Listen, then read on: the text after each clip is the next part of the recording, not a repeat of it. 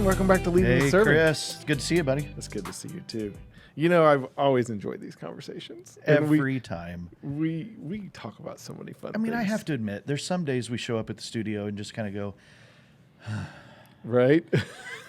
and it takes us a little while to find our groove, and then we hit record, and then we're like, oh, yeah! But this has been a solid day. I love It has. This is good. You know, in last week, I do believe it was last week, we talked about, informing, training, coaching, and apprenticing our people. Right. And talking about using that to make sure that we're thinking about how others are seeing our business and our reputation as our business, right? Right. What's it like to be on the other side of your business? Right. Yeah. Uh-huh. Well, I was thinking about that. Okay. And we talked about this because you were like, well, then truly, if you did that right, almost your customers become part of your marketing team, right? Right. Well, and you offer incentive right for that referral, sure. Yeah. Or even if you don't, because we also touched on the basis of that, if we have a smaller business, you can't afford to offer an incentive. You just want them to have great buy-in, and you provide them with such quality that they want to refer you. Right? Well, what if, and then we also touched on it for a split second, that I said, if you haven't done these things and one of your employees is not following through with the way you want them to, then you've failed them, which is failing the company, right? As a whole, because you're not bringing around. What if I'm going to throw something out there at you. Uh-oh. I feel the tension already. Right? What if you took some of your marketing budget, okay? Because everybody knows everybody's got to have a marketing budget. Like we all advertise and do this stuff and do things that are necessary. I get it. But what if we took some of that and used it for training? I was like, because what you added to me last week was, if I use my training right, then my customers naturally want to, and truly, if you think about it, the natural progression of steps of, it's like you were talking about last week. You were like, well, if you go to a good dinner, you're talking about it with your friends. Right. Inevitably, right? Right. If you have something done at your house and you have a phenomenal contractor come out, what are you doing? You're talking about it with your friends. Sure. Right? So what if we took, as a business owner, you took a percentage of your marketing budget to help train your people through this informed, train, coach, and apprentice process, used it for that with the expectation that your customer satisfaction review on the backside is going to go greater, and now you've used it to help grow your business without actually buying advertising. Because if we say word of mouth is the best marketing. Right, because we touched on that last week, but we don't, our only tactic is to offer a referral bonus or something like that. Right. Sure, that's part of our marketing budget, but we feel like that's a behavior in our customer client that we can't control. Right, and I mean... But what you're saying is if we invest in leading our team and then teaching our team and training, coaching our team in how to lead the client, that's part of your marketing. Right. I mean, it's almost twofold. It's like you're getting an excellent service to your customers. You're bringing your people alongside with you to help make sure that they understand the vision and the core values of your company. Okay. And you're using what I would have never thought about using is some of your marketing budget to help make that experience even come around full turn. Yeah, because if your team is on target, your marketing is going to be more effective. Right. And we often throw spaghetti at a wall with our marketing. Right. That's how I feel. I feel like that. Yeah. And so I'm like, well, if this is true to form, right? And I believe in this system, right? Yeah. I haven't used it perfectly, but I'm going to be better about that. And then, but if you do that true to form, then marketing kind of has its own natural rhythm of people just wanting to tell people about their project at their house and what a great job you did. So by investing in your team, by instilling your company values and your integrity and your organizational push, right? You instill that into your team members, who instill that into your customers. Right. They become your spokesman, and you're not in effect controlling what they say, but you're you're paving the way. Right. Much better. And making sure that what they are saying is aligning with your core values. Like, because I mean, each person's going to say what they want to say, right? At some level. Yeah. But hey, these are the things that are most important to us. So make sure they align with what you're saying. Because that's interesting, because I know younger generations are craving the relationship more.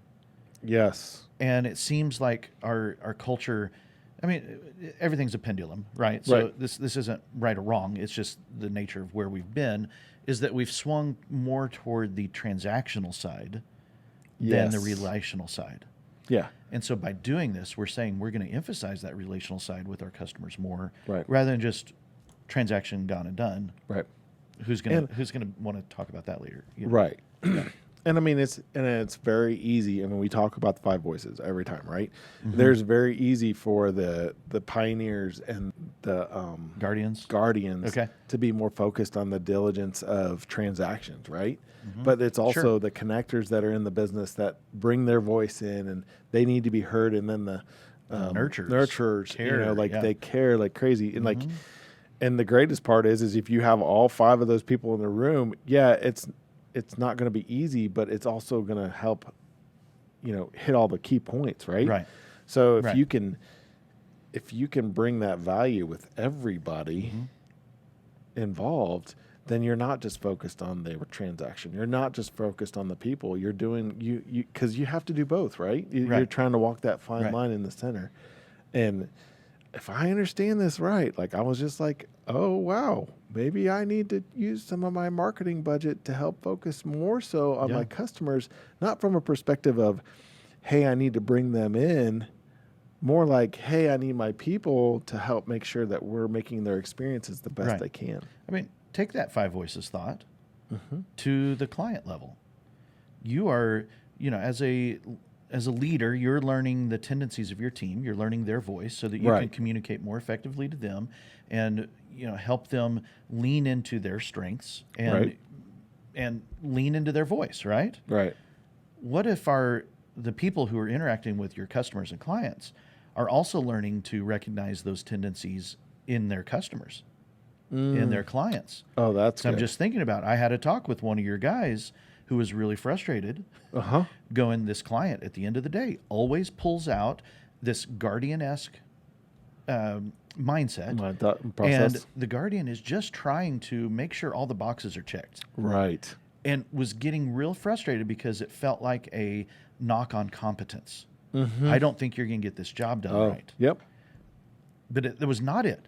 Because it was 2 different voices, a pioneer and a guardian, who are going, no, you just trust that we're going to do this job right. Right. Well, but here's all the boxes. Are we getting all these? They just needed assurance that we're thinking of it. Right. They just needed assurance of that competence. Where the other person saw it as a question of competency. Right. And so there was friction, there was tension. Right. And I had the opportunity to say, slow down, think about it from their voice, think about it from your voice. How can you bridge that gap? That was good.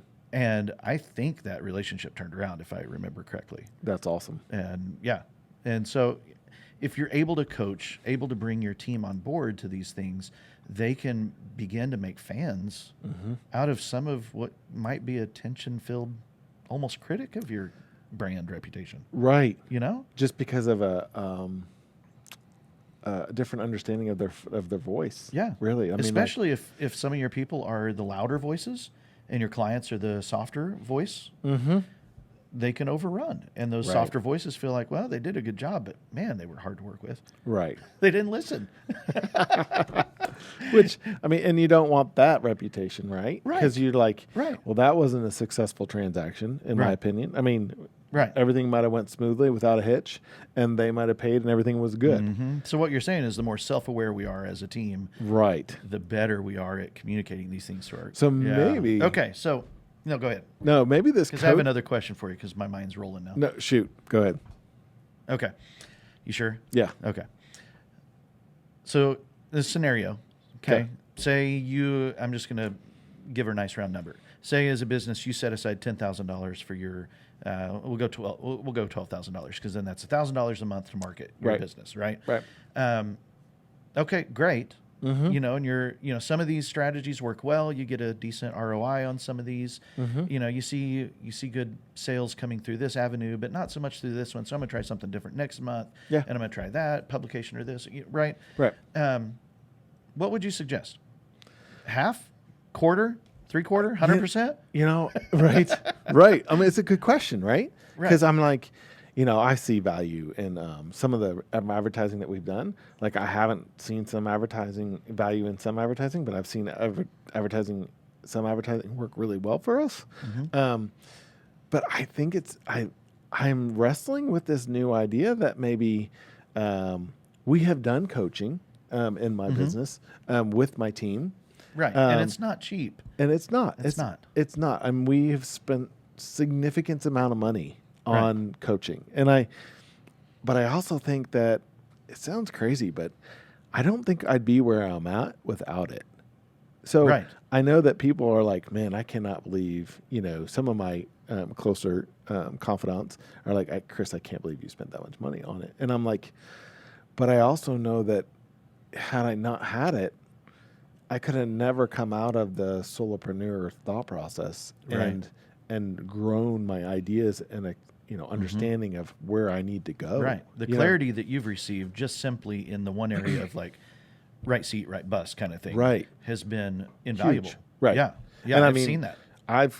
You're talking to the guy who's started as a solopreneur who's gone now, who has, multiple employees. And I was scared to death to hire my first employee. You know, so I'm like, this is the real thing from me. And you're a guy who cares about the dollars. Yeah, right. Well, you have to. There's got to be a return. If I'm going to send a big chunk out, there's got to be a return. There's got to be. Yeah. I mean, like I feel like that at this point is like, that's how you stay alive. Right. Right. You know what I mean? But yeah, I think you start like if you're a little hesitant, then start with 25%. And then work your way up. I mean, maybe it doesn't need to be as big for your culture. Maybe it does need. I mean. But I also think that there's, so we talk about the 5 voices, right? There's coaches out there, like I've had a coach for EOS. EOS was an entrepreneur operating system. There you go. And, they have a different, the outcome for that coaching is different than the 5 voices. You know what I mean? Like, the 5 voices, we're focused on the people and what's going on with the outcome of that. And I would say that they're more focused on the process of the business. And we're focused more on the people. Right. So, hey, early on as a business owner, differentiate what you need, because I think there's things there that we recognize that, hey, you know what, this might not be the right coaching, and then interview some coaches. Yeah. Because I think that's a great idea. I'm like, they're willing to 9 times out. I mean, there's some coaches out there you probably want to interview just to know that you don't want to get coached by them. Right. And then there's also interviews with some coaches that you really want to recognize that, hey, they have my best interests at heart. Yeah. You know what I mean? Because like my other coach who went with me through EOS. Yeah. I guarantee he had my best interest at heart. And that's what I loved about him from the get-go. Right. And he's an awesome dude. Yeah, him. Absolutely. And so, hopefully he'll be on our podcast here one of these days. Ooh, yeah. We got to get him on here. Anyway, it's those kind of things that I would encourage you to think about prior to diving into the financial side of it, because, it's not that maybe the number grows because you see the greater value in it. So it's like, hey, if you were at $12,000 and you want 25% and you're only going to do like $3,000 a year, but then you start to see some traction and you want to go up to 50%, or you want to just go ahead and pony up a little bit more to try to make sure that you're going through your process properly, and making an informed training and coaching apprentice is not going to be an overnight process. Right. So it's going to take a little bit more money and a little bit more time. And I'm one who, no matter which coaching process you go through, you can't swallow all the information at once. And if you really want to do it right, I think, in my opinion, you want to stretch it out over a year or two, because you want time to implement those things as you go. Because if you get all the information up front and jump right on board, yeah, that's great, but I guarantee you're not implementing it properly. Right. You might implement one thing, but then what do? You got to go back through the same thing over and over again? Like, right. You want transformation, not just information. Yeah. Absolutely. So if you really want to do this coaching part right, I would encourage you to stretch it out come up with a plan. Right. And I mean, I know you do that for your clients, and I know that, the other coach that I know, it's like this, he does it for his clients too. It's like, it is a great way for them to understand what the bigger picture and expectation looks like. Right. Right. And so I know, and without the coaching like you've coached me, he's coached me, and I've had the blessing of 2 coaches, Yeah. And I've also had other coaches where, through podcasting and stuff.